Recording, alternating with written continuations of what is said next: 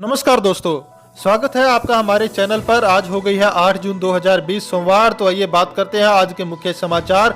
Today breaking news के इस video में जानेंगे देश भर की तमाम बड़ी खबरों को। इन लोगों को मोदी सरकार देगी सालाना 36,000 रुपए, जानिए कैसे कराना होगा रजिस्ट्रेशन। इसके बाद हम जानेंगे 15 अगस्त के बाद खुलेंगे स्कूल कॉलेज, मानव संसाधन मंत्री रमेश पोखरियाल निशंक का ऐलान। इसके बाद हम जानेंगे महाराष्ट्र में 3007 नए मामले, 91 लोगों की मौत, संक्रमितों की संख्या 86,000 के करीब। इसके अलावा मानसून ने पकड़ी रफ्तार, अगले 24 घंटों में इन राज्यों में होगी झमाझम बारिश। अगली बड़ी खबर में हम जानेंगे 80 दिन में पहली बार पूरे देश में एक साथ बढ़ी पेट्रोल डीजल की कीमत, 60 पैसे प्रति लीटर की हुई बढ़ोतरी। अगली बड़ी खबर में हम जानेंगे जियो अपने ग्राहकों को 1 साल के लिए मुफ्त में दे रहा है डिज्नी प्लस हॉटस्टार VIP का सब्सक्रिप्शन। और आज की पहली बड़ी खबर में पेश है चीनी बीमारी का बिल्कुल ताजा अपडेट पूरे देश भर से। देश में कोरोना संक्रमितों की संख्या 2,50,319 हो गई। उद्धव सरकार ने महाराष्ट्र की 60 जेलों में बंद 11,000 कैदियों को इमरजेंसी पैरोल पर छोड़ने का फैसला लिया। 9,671 कैदी पहले छोड़े गए थे। गृह मंत्री अनिल देशमुख ने बताया कि राज्य की जेलों में कुल 38,000 कैदी हैं। सोशल डिस्टेंसिंग बनाए रखने के लिए इनमें से 20,000 बाहर आ गए। इसके अलावा 24 जिलों में 31 अस्थायी जेल बनाई गई है। उधर तमिलनाडु मरीजों के मामले में दूसरे स्थान पर है। यहाँ 31,000 से ज्यादा पॉजिटिव मिल चुके हैं। एक हफ्ते से रोजाना 1 से 1,500 मरीजों की रिपोर्ट पॉजिटिव आ रही है। रविवार को रिकॉर्ड 1,515 मरीज मिले। मुख्यमंत्री पलानीसामी ने बताया कि तमिलनाडु के कुल संक्रमितों में से 86% में कोरोना के कोई लक्षण नजर नहीं आए। चलिए बढ़ते हैं अगली बड़ी खबर की तरफ। इन लोगों को मोदी सरकार देगी सालाना 36,000 रुपए, जानिए कैसे कराना होगा रजिस्ट्रेशन। देश भर में कचरा उठाने वाले घरेलू कामगार, रिक्शा चालक, धोबी और खेतीहार मजदूरों जैसे असंगठित क्षेत्र के कामगारों के लिए मोदी सरकार प्रधानमंत्री श्रम योगी मानधन योजना चलाती है। स्कीम के तहत केंद्र सरकार 60 साल की उम्र के बाद सालाना 36,000 रुपए की पेंशन देती है। सरकार के आंकड़े के मुताबिक देश में ऐसे 42 करोड़ से अधिक वर्कर्स है जिन्हें स्कीम के तहत लाभ मिल सकता है। 64.5 लाख से अधिक लोगों ने किया रजिस्ट्रेशन। इसके अलावा सरकार PM किसान मानधन योजना और लघु व्यापारी पेंशन योजना भी चलाती है। 6 मई तक इस स्कीम में करीब 64.5 लाख लोगों ने रजिस्ट्रेशन किया। आइए जानते हैं स्कीम के बारे में। हम आपको यह भी बताएंगे कि कैसे इस योजना के तहत आप भी रजिस्ट्रेशन करा सकते हैं। बात करेंगे आज की अगली बड़ी खबर की। दिल्ली में कल से खुल जाएंगे बॉर्डर, बिना रोक टोक होगी आवाजाही, सरकार ने जारी किया आदेश। राष्ट्रीय राजधानी के बॉर्डर सोमवार से खोल दिए जाएंगे। रविवार की रात दिल्ली सरकार ने इस बाबत आदेश जारी कर दिया है। सरकार के आदेश में कहा गया कि 8 जून से दिल्ली के बॉर्डर खोल दिए जाएंगे, जिसके बाद दूसरे राज्यों के लोगों की आवाजाही बिना रोक टोक के हो जाएगी। इसके अलावा सरकार ने सोमवार से रेस्टोरेंट, धार्मिक स्थल, शॉपिंग मॉल्स को भी खोलने का आदेश जारी कर दिया। हालांकि नोएडा और गाजियाबाद बॉर्डर पर यूपी पुलिस की सख्ती पहले की तरह रहेगी। साफ है कि इन दोनों की जगह के लिए लोगों के पास परमिट या फिर ई पास अभी भी जरूरी है। चलिए जानते हैं अगली बड़ी खबर है। 15 अगस्त के बाद खुलेंगे स्कूल कॉलेज, मानव संसाधन मंत्री रमेश पोखरियाल निशंक का ऐलान। छात्रों, शिक्षकों और अभिभावकों के हफ्तों के भ्रम के बाद मानव संसाधन विकास मंत्री रमेश पोखरियाल निशंक ने कहा कि स्कूल और कॉलेजों को अगस्त 2020 के बाद फिर से खोला जाएगा। संभवतः 15 अगस्त 2020 के बाद शैक्षणिक संस्थान खुल जाए। डॉक्टर रमेश पोखरियाल ने एक इंटरव्यू से यह बात कही। उन्होंने कहा 15 अगस्त तक सभी परीक्षाओं के परिणाम घोषित करने की कोशिश कर रहे हैं। आपको बता दें, इस संबंध में दिल्ली के मुख्यमंत्री मनीष सिसोदिया ने HRD मंत्री डॉक्टर रमेश पोखरियाल निशंक को स्कूल पुनः खोलने की योजना पर पत्र लिखा था। इस बात की जानकारी उन्होंने कल ट्वीट के माध्यम से दी थी। चलिए जानते हैं अगली बड़ी खबर है। 80 दिन में पहली बार पूरे देश में एक साथ बढ़ी पेट्रोल डीजल की कीमत, 60 पैसे प्रति लीटर की हुई बढ़ोतरी। कोरोना संक्रमण को फैलने से रोकने के लिए लगाए गए लॉकडाउन में छूट मिलने से वाहन ईंधन की मांग बढ़ने और ब्रेट क्रूड का भाव $40 प्रति बैरल के पार जाते ही सरकारी तेल विपणन कंपनियों ने आम आदमी को झटका दिया। कंपनियों ने रविवार को पेट्रोल और डीजल की कीमत में 60 पैसे प्रति लीटर की बढ़ोतरी कर दी। बीते 80 दिनों में यह पहला मौका है जब पूरे देश में पेट्रोल डीजल की कीमतों में बढ़ोतरी की गई। बात करेंगे आज की अगली बड़ी खबर की। श्रमिक स्पेशल ट्रेन में 3 दर्जन शिशुओं का जन्म, किसी का नाम करुणा तो किसी का नाम लॉकडाउन यादव।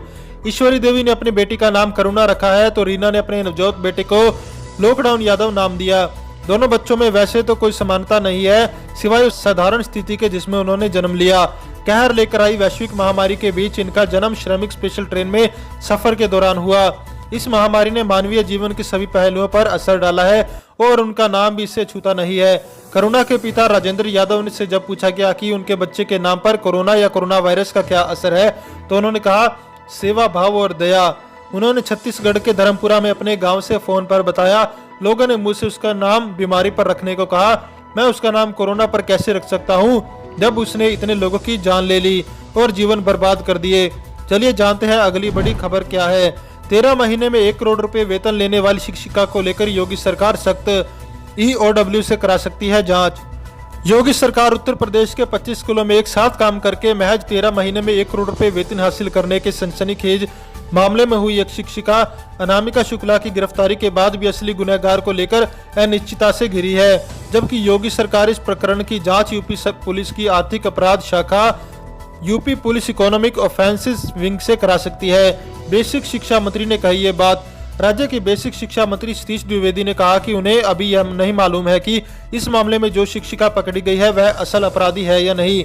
उन्होंने कहा कि यदि जरूरत पड़ी और विभागीय संलिप्तता नजर आई तो हम आर्थिक अपराध शाखा जैसी बाहर की एजेंसियों के माध्यम से भी गहन जांच करवाएंगे। चलिए बढ़ते हैं अगली बड़ी खबर की ओर। भाजपा का दावा, फेसबुक पर 14 लाख, यूट्यूब पर 1,40,000 और ट्विटर पर 66,000 लोगों ने सुनी देश की पहली वर्चुअल रैली। बिहार में 4 महीने बाद विधानसभा का चुनाव होना है और कोरोना संकट के इस दौर में सभी पार्टियां सोशल मीडिया जरिए प्रचार अभियान में जुटी है। इसमें एक कदम आगे बढ़ाते हुए भाजपा ने बिहार के वर्चुअल रैली भी कर दी और शाह ने इस रैली के जरिए चुनावी शंखनाद भी कर दिया। भाजपा ने यह दावा किया कि इस रैली को फेसबुक पर 14 लाख और यूट्यूब पर 1,40,000 से ज्यादा व्यूज मिले। ट्विटर पर 66,000 लोगों ने इस रैली को देखा। इसके अलावा पार्टी की तरफ से लगाए गए LED स्क्रीन और टीवी चैनलों के माध्यम से 1 करोड़ से ज्यादा लोगों ने गृह मंत्री का भाषण सुना। भाजपा प्रदेश अध्यक्ष संजय जायसवाल ने पहले ही कहा था कि कोरोना संकट के चलते भीड़ जुटाकर रैली करना संभव नहीं। ऐसे में पार्टी की तरफ से आने वाले समय में कई वर्चुअल रैलियों का आयोजन होगा। पीएम मोदी भी इस रैली के जरिए बिहार के लोगों को संबोधित करेंगे। देश भर में इस तरह की पहली वर्चुअल रैली का आयोजन बिहार में किया गया। लोगों को डिजिटल माध्यम से जोड़ने में यह कारगर हो सकता है। चलिए जानते हैं अगली बड़ी खबर है। महाराष्ट्र में 3007 नए मामले, 91 लोगों की मौत, संक्रमितों की संख्या 86,000 के करीब। महाराष्ट्र में पिछले 24 घंटे में कोरोना वायरस के 3007 नए मामले सामने आए, जबकि इस अवधि में 91 लोगों की मौत हो गई। नए मामले सामने आने के बाद राज्य में कुल मामलों की संख्या बढ़कर 85,975 हो गई। इसके अलावा महाराष्ट्र में मरने वालों की संख्या बढ़कर 3060 हो गई। राज्य में अब तक 43,591 एक्टिव मामले हैं। बता दें, देश में महाराष्ट्र कोरोना वायरस से सर्वाधिक प्रभावित राज्य है। कोविड-19 से राज्य के पुलिसकर्मी भी प्रभावित हुए। महाराष्ट्र में अब तक कोविड-19 से मरी पुलिस के एक अधिकारी समेत कम से कम 33 कर्मियों की मौत हो चुकी है। एक पुलिस अधिकारी ने रविवार को यह जानकारी दी। उन्होंने कहा कि राज्य में अब तक 2,562 पुलिस कर्मियों में कोरोना वायरस संक्रमण की पुष्टि हुई। अधिकारी ने कहा, मारे गए इन 33 पुलिस कर्मियों में 18 मुंबई पुलिस से है। उस समय राज्य पुलिस बल के 1,497 कर्मियों का कोविड-19 का इलाज चल रहा है, जिनमें 196 अधिकारी शामिल है। अगली बड़ी खबर, चीन छोड़ने वाली कंपनियां भारत के ऑयल सेक्टर में करेंगी निवेश। कोरोना वायरस के कारण दुनिया के ज्यादातर देश चीन के खिलाफ हो गए हैं। ऐसे में अगर तेल कंपनियां चीन छोड़ती है तो उनके भारत का रुख करने की उम्मीद सबसे ज्यादा है। भारत पेट्रोलियम कॉर्पोरेशन लिमिटेड के वित्तीय निदेशक एन विजय गोपाल का कहना है कि कोरोना वायरस से दुनिया के उभरने के बाद ऑयल सेक्टर में निवेश के विकल्प सीमित होंगे। ऐसे में ज्यादातर देशों के लिए भारत निवेश का सबसे बेहतर विकल्प होगा। बता दें कि प्रधानमंत्री नरेंद्र मोदी सरकार ने BPCL को बेचने का फैसला ले लिया है। कुछ कंपनियों ने कंपनी में हिस्सेदारी खरीदने की इच्छा भी जाहिर की है। चलिए बात करेंगे आज की अगली बड़ी खबर की। मॉनसून ने पकड़ी रफ्तार, अगले 24 घंटों में इन राज्यों में होगी झमाझम बारिश। गर्मी से परेशान लोगों के लिए राहत की खबर है। भारतीय मौसम विभाग की रिपोर्ट के अनुसार दक्षिणी पश्चिमी मानसून के और आगे बढ़ने के लिए परिस्थितियां बेहतर बनती जा रही हैं। विभाग के अनुसार अगले 48 घंटे में बंगाल की खाड़ी के ऊपर कम दबाव का क्षेत्र बनने की संभावना है। बंगाल की खाड़ी में कम दबाव का क्षेत्र बनने के कारण आगामी 24 घंटे में देश के कई राज्यों में जोरदार बारिश हो सकती है। पूर्वी हवाओं के कारण 12 जून और 13 जून को दिल्ली NCR में बारिश की संभावना है। पश्चिमी यूपी में अभी मौसम में उतार चढ़ाव का दौर बना रहेगा। पिछले 48 घंटे में उससे ज्यादा गर्मी का एहसास बढ़ रहा था, लेकिन प्री मानसून के कारण यूपी के कई इलाकों में अगले 24 घंटों में रुक रुक कर बारिश हो सकती है। भारतीय मौसम विभाग का कहना है कि उससे बढ़ने के कारण लो प्रेशर डेवलप होने के बाद अचानक से तेज बारिश हो सकती है। ये बारिश न सिर्फ लोगों को गर्मी से राहत दिलाएगी बल्कि फसलों के लिए भी काफी फायदेमंद रहेगी। चलिए जानते हैं अगली बड़ी खबर में क्या है। दिल्ली में बारिश के बाद लुढ़का पारा, सोमवार को भी छाए रहेंगे बादल।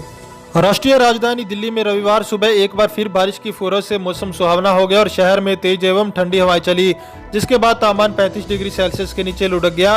शहर के लिए आधिकारिक आंकड़े उपलब्ध कराने वाली सफदरजंग वेधशाला ने शाम 5:30 बजे तक 5.6 मिलीमीटर बारिश दर्ज की। और अधिकतम तापमान 34.8 डिग्री सेल्सियस दर्ज किया, जो सामान्य से 5 डिग्री सेल्सियस नीचे था। वहीं पालम में 1 मिलीमीटर और लोधी रोड पर 4.6 मिलीमीटर बारिश दर्ज की गई। आपको बता दें कि शनिवार को दिल्ली में अधिकतम तापमान 36.8 डिग्री सेल्सियस दर्ज किया गया। चलिए बढ़ते हैं अगली बड़ी खबर की ओर। जियो अपने ग्राहकों को 1 साल के लिए मुफ्त में दे रहा है डिज्नी प्लस हॉटस्टार वीआईपी का सब्सक्रिप्शन। जियो ने अपने ग्राहकों के एंटरटेनमेंट को ध्यान में रखते हुए डिज्नी प्लस हॉटस्टार के साथ पार्टनरशिप की है। इसके तहत अब प्रीपेड ग्राहकों को 1 साल के लिए इसका सब्सक्रिप्शन फ्री दिया जाएगा। कंपनी के अनुसार 1 साल के लिए डिज्नी प्लस हॉटस्टार वीआईपी का सब्सक्रिप्शन का फायदा पाने के लिए मंथली या सालाना पैक के साथ डाटा एंड ऑन वाउचर का इस्तेमाल कर सकते हैं। किन प्लान्स में मिलेगा Disney plus Hotstar VIP subscription, आइए जानते हैं। 401 रुपए का प्लान। 401 रुपए की मासिक योजना में यूजर्स को 28 दिनों के लिए 90 GB का डाटा और अनलिमिटेड वॉइस कॉलिंग के साथ जियो ऐप्स का फ्री एक्सेस मिलेगा। इस प्लान में यूजर्स को 399 रुपए की कीमत वाला 1 साल का डिज्नी प्लस हॉटस्टार वीआईपी का फ्री सब्सक्रिप्शन भी मिलेगा। दोस्तों, इस वीडियो को लेकर आपका क्या कहना है हमें कमेंट करके जरूर बताएं। वीडियो को लाइक करें और चैनल को सब्सक्राइब करके घंटी के बटन को दबाएं। साथ ही साथ अपने दोस्तों के साथ इस वीडियो को ज्यादा से ज्यादा शेयर करें। जय हिंद, जय भारत।